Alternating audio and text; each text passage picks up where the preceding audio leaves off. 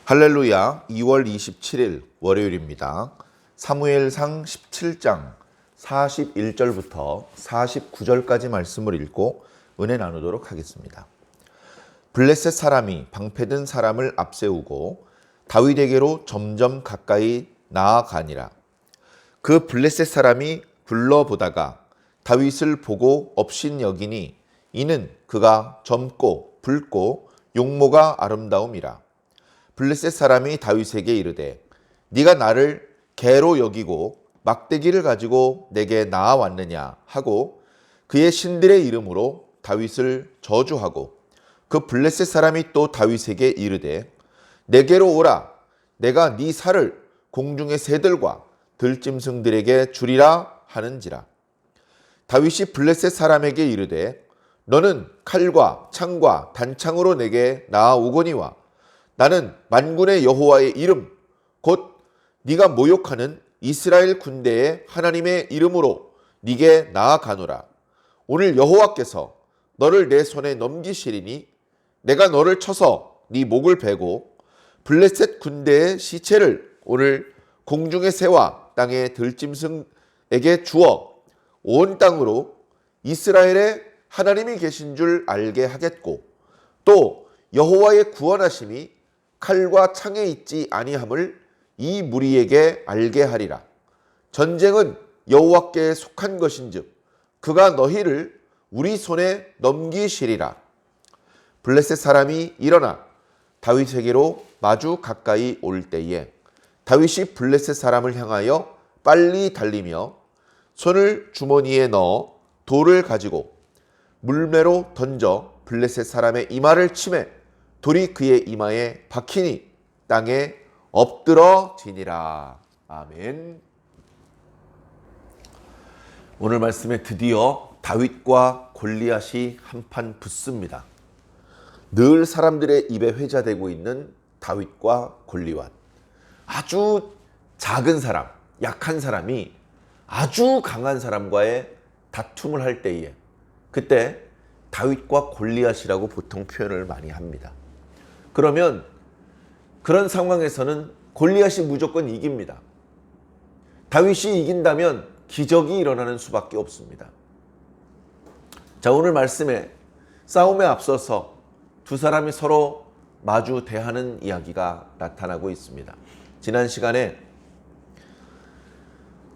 다윗이 이스라엘 백성들의 함성을 끌어올렸고 그 소식이 사울 왕에게 들려서 사울 왕이 그를 불렀죠. 다윗이 사울 왕을 보자마자 그로 인하여 사람이 두려워할 필요는 없습니다. 제가 나가서 싸우겠습니다. 이야기를 했고 사울은 그러면 안 될 것 같았습니다. 왜냐하면 다윗은 어린 소년이고 경험도 없고 반면 상대편은 전쟁에 특화된 아주 오랫동안 훈련받고 많은 경험을 가지고 있는 그런 용사였기 때문입니다. 그럼에도 불구하고 다윗은 위축되지 않고 계속해서 아닙니다. 저는 싸울 수 있습니다. 저는 이미 전투의 경험이 있고 승리의 경험이 있습니다. 물론 그 전투는 정말로 국가와 국가, 군대와 군대와의 싸움을 말하는 것은 아니었습니다. 자기 아버지의 양들을 돌볼 때에 그 양새끼를 물어가는 사자와 곰과의 싸움이었습니다. 물론 어린 목동이 사자와 곰과 싸우는 것은 상대 장수와 싸우는 것만큼이나 위험한 일이었습니다. 그러나 다윗은 담대하게 자기 양떼 새끼를 물어가는 맹수들을 추격해서 그 입에 물려있는 새끼 양들을 건져내었고 그 맹수들이 다윗을 공격할 때는 수염을 움켜쥐고 쳐서 죽였었다. 하나님께서 사자의 이빨과 곰의 발톱으로부터 자신을 보호해 주셨으니 오늘 이 전투를 통해서도 하나님께서 자신을 지켜주실 것이고 승리하게 하실 것이다. 감히 저 할례받지 못한 이방인들이 어떻게 이렇게 하나님의 군대를 모욕하는 것을 듣고만 있겠느냐? 그렇게 이야기를 했습니다. 그 기계에 그가 하는 믿음의 고백에 사울 왕은 더 이상 그 다윗을 말릴 수 없었습니다. 하나님께서 너와 함께 하시기를 원하노라. 자신의 갑옷을 그에게 빌려 주었습니다. 그러나 맞지 않았습니다. 거동이 불편했습니다. 시험적으로 몇 걸음 걸어보다 벗어놓고 그냥 평소에 제가 사자와 곰들과 싸울 때와 마찬가지 복장으로 싸우는 것이 좋을 것 같습니다. 물매를 던지기에 적합한 돌 5개를 준비를 해서 골리앗 앞에 섰다.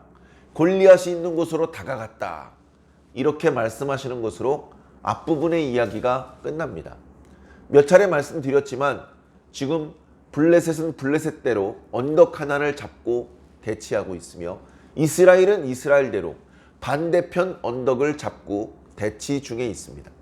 그 중간에 골짜기가 있는데 약간 지대가 낮은 평지죠. 지금 건기이기 때문에 물이 흐르는 강은 아닙니다. 그저 평지입니다.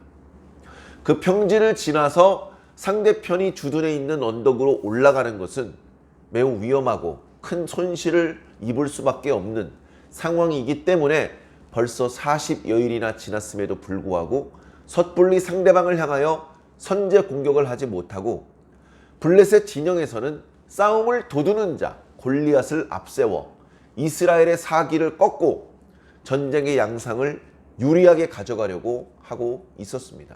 바로 그런 순간에 다윗이 나타난 것이지요. 상대편에서 누군가 나왔다 이런 이야기를 듣고 그래? 그러면 우리도 나가자. 말씀을 보니까 방패든 사람을 앞세워서 접근을 했다라고 말하고 있습니다. 여기 나와 있는 표현들을 세심하게 볼 필요가 있습니다. 방패든 사람을 앞세운 이유는 상대편에서 만만치 않은 전사가 나왔다면 선제 공격으로 들고 있는 창을 던질 것이다. 그 이후에 칼과 방패로 싸움을 걸 것이고 근접전에서 칼이나 단창으로 치명타를 날리는 것이 일반적인 싸움의 양상이었기 때문에 최초로 던지는 창 공격을 막기 위해서 방패 든 자를 앞세웠습니다. 그리고 이제 말씀을 잘 보면 블레셋 사람이 다윗에게로 점점 가까이 나아오니라. 자, 왜 점점 가까이 나온다는 말씀을 썼을까요? 지금 키가 크고 힘은 세지만 덩치가 큰 데다가 무거운 갑옷을 입고 있기 때문에 그의 행동은 매우 느릿느릿할 수밖에 없습니다. 중무장을 했기 때문에 방패를 옆에서 대신 들어주고 있는데도 걸음걸이가 성큼 빨리빨리 가지 못하고 느릿느릿 접근할 수밖에 없는 것이죠. 그리고 그 다음 구절을 보면 아마도 골리앗은 시력이 안 좋았던 모양입니다. 멀찍이서 누가 나왔구나. 나이는 30대 중반쯤 되어 보이고 싸움 좀 할 것 같은데 이런 게 아니고 누가 왔어? 해가지고 멀찍이서 어떤 놈이 나왔나 보려고 가까이 갑니다. 그리고 둘러봅니다. 이놈 소리가 이쪽에서 나는데 어디 있지? 저놈이야? 하고 자세히 살펴보는 것이죠. 지금 자신과 싸우러 나온 다윗이 어린 소년이라는 것을 깨닫는데 상당히 많은 시간이 걸립니다. 그러니 이 골리앗이 막강한 존재이지만 그에게는 여러 가지 단점이 보입니다. 무거운 무장을 하고 있기 때문에 동작이 느리고 만약에 쓰러진다면 스스로 일어나기 어려울 것입니다. 그리고 시력이 나빠서 원거리에 있는 적을 향해서 창을 던진다거나 멀리 떨어져 있는 적을 공격해서 쓰러뜨리기는 어려운 상황입니다. 가까이 있을 때 멱살잡이를 하고 칼을 휘둘러서 칼이 닿을 수 있는 곳에 그런 곳까지 적들이 상대방이 접근하기 전에는 상대방에게 위협을 가하는 것뿐이지 치명타를 날릴 수는 없는 그런 단점을 가지고 있는 존재입니다. 그런 것도 생각하지 않고 멀찍이서 덩치 큰 사람이 나오니까 그냥 두려워하고만 있는 것이죠.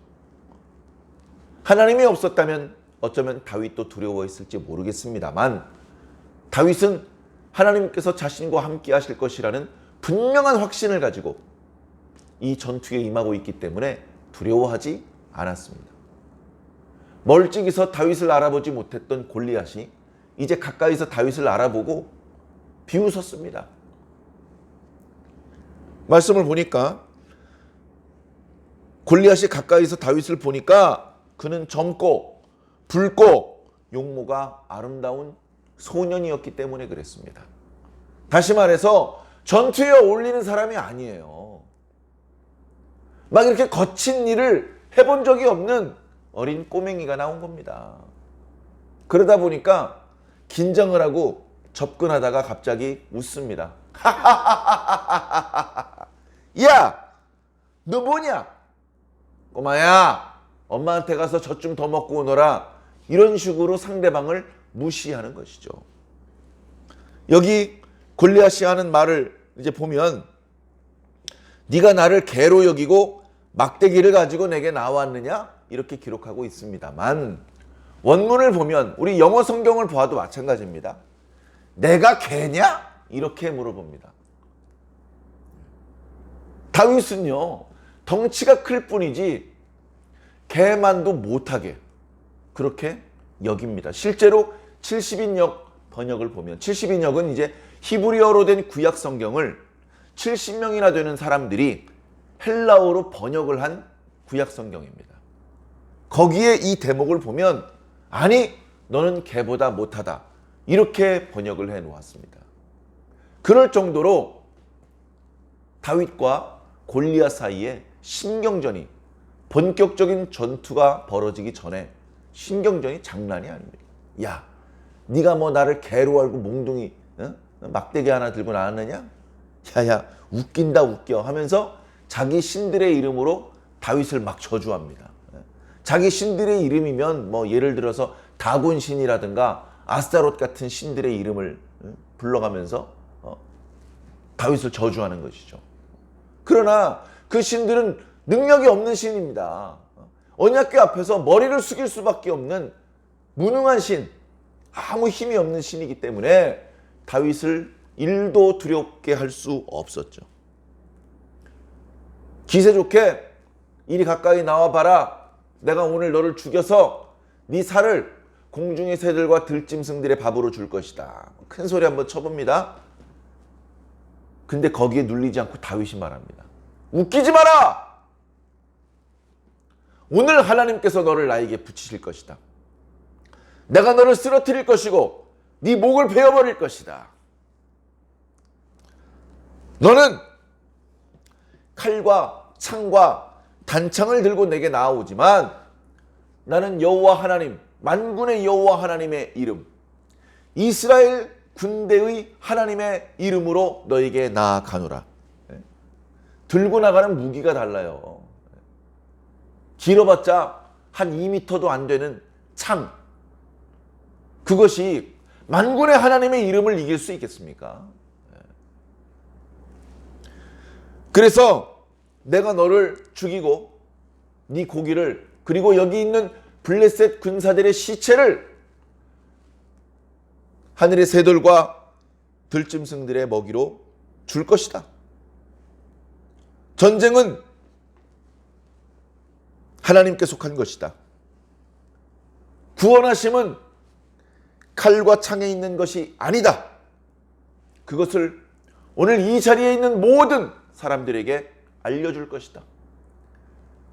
아무도 이스라엘을 얕잡아 보지 못하게 이스라엘은 여호와 하나님께서 계시다는 사실을 만천하에 알려줄 것이다. 그렇게 이제 이야기를 하고 접근을 합니다. 이제 뭐 큰 소리 치는 거 끝났습니다. 이제 본격적인 싸움에 들어갑니다. 블레셋 사람이 일어나서 다윗에게 다가갑니다. 역시 동작이 느린 것 같습니다. 다윗이 있는 쪽으로 갑니다. 다윗은 어떻습니까? 블레셋 사람을 향하여 빨리 달린다. 이리 뛰고 저리 뛰고 번개같이 왔다 갔다 하는데 블레셋이 다윗을 향하여 몸을 돌리는 것도 쉽지가 않습니다. 그렇게 몸을 이리 돌렸다 저리 돌렸다 하는 사이에 다윗이 미리 준비했던 돌멩이를 물매에 걸고 돌려서 돌로 골리앗을 쳤는데 그 돌이 골리앗의 이마에 박혔다고 기록하고 있습니다. 우리가 앞서 골리앗에 대한 묘사의 말씀을 살펴보았던 것처럼 그는 청동으로 된 투구를 쓰고 있습니다. 투구가 그의 머리를 보호하고 있기 때문에 머리를 공격하는 것은 쉽지 않습니다. 그런데 그 좁은 틈 이마에 정확하게 다윗이 물매로 던진 돌멩이가 박혔습니다. 지난 시간에 말씀드렸던 것처럼 이건 순수히 다윗 개인의 능력이라고 볼 수 없습니다.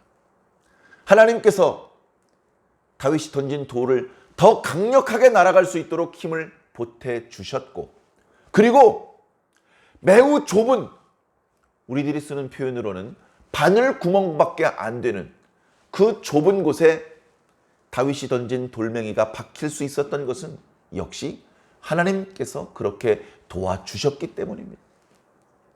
돌멩이가 이마에 박혔습니다. 돌멩이가 이마에 박혔다고 즉시 죽은 것은 아닙니다.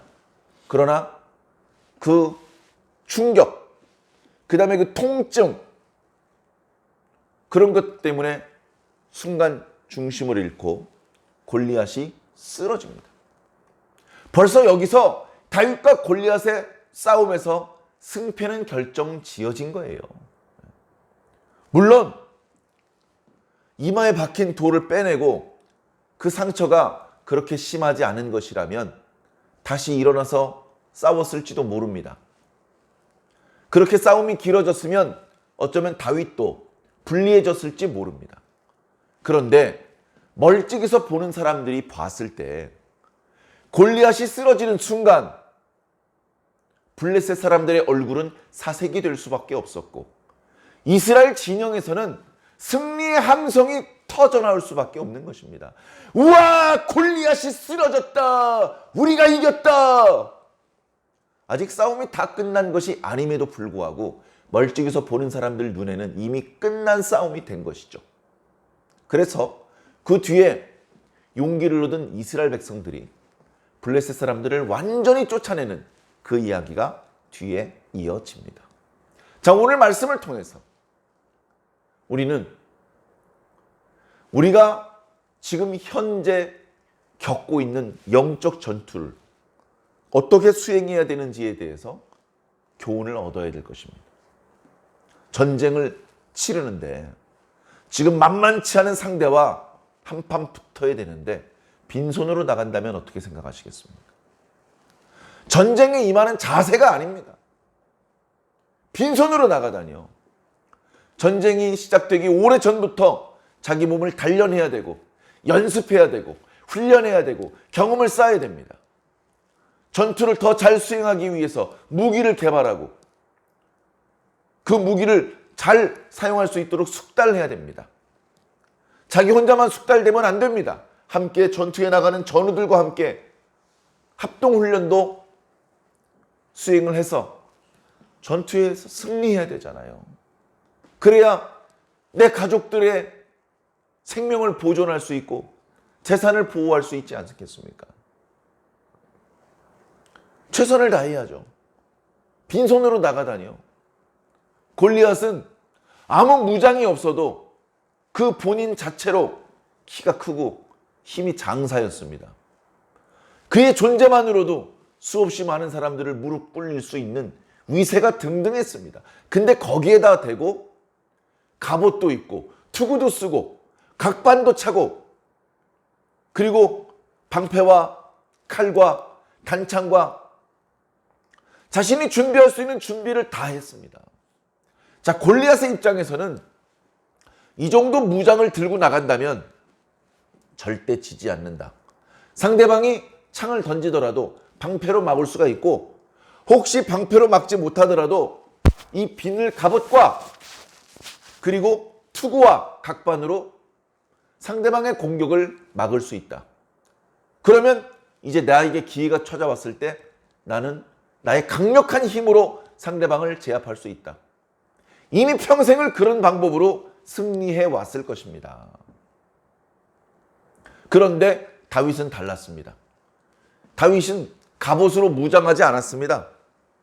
다윗이 들고 있는 것은 상대방의 살가죽을 찌르고 상대방에게 치명타를 날릴 수 있는 그런 무기는 없었습니다. 그저 양대를 돌볼 때와 마찬가지인 주머니하고 물매를 들고 나갔을 뿐입니다. 그런데 다윗에게는 눈에 보이지 않는 강력한 무기가 있었습니다. 그것은 바로 만군의 하나님의 이름이었습니다. 만군의 하나님의 이름 하나면 하나님께서 창조하신 이 만물에서는 더 강한 것이 없는 것입니다.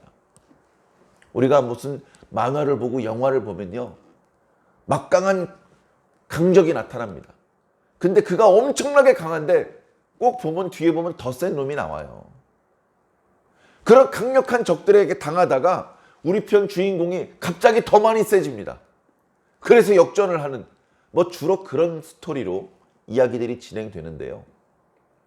야, 그렇다면 이 영화 속에서는 누가 가장 강한 존재일까?